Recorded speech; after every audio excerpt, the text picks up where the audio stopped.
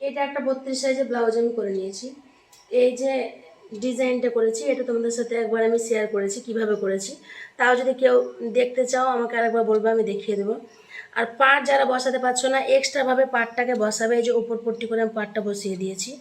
আর এই কুপিটা তোমাদেরকে আমি করেছি, এটা তোমাদেরকে আমি দেখিয়ে দেবো, অন্য ভিডিওতে পেয়ে যাবে। এটা যদি তোমরা দেখতে চাও আমাকে কমেন্ট করে বলবে, এটা আমি দেখিয়ে দেবো এটা কিভাবে করেছি।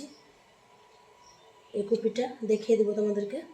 আর যেটা তোমাদের ভুল হচ্ছে সেটা একটু দেখাই।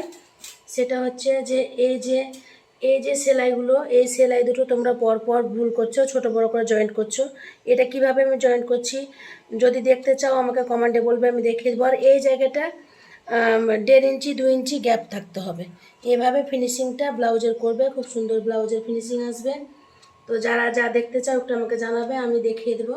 আর এই কুপিটা করেছি, কুপিটা তোমরা দেখতে চাইলে আমি অন্য ভিডিওতে দেখিয়ে দেবো।